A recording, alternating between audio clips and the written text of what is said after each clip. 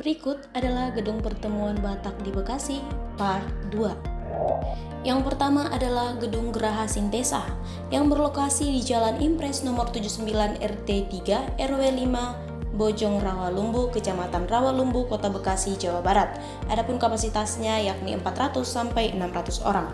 Kemudian ada juga Gedung Pertemuan Prasetya yang berlokasi di Jalan Jati Makmur nomor 46C RT 1 RW 11 Jati Makmur, Pondok Gede, Bekasi, Jawa Barat.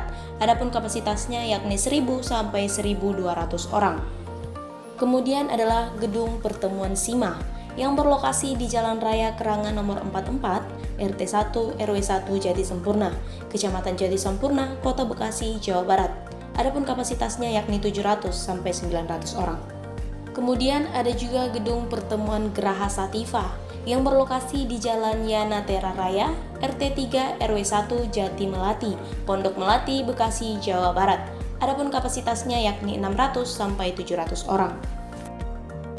Kemudian ada juga Gedung Pertemuan Pandawa 5 Building yang berlokasi di Jalan Perjuangan, RT 8 RW 37 Harapan Baru, Kecamatan Bekasi Utara, Kota Bekasi, Jawa Barat. Adapun kapasitasnya yakni 500 sampai 600 orang.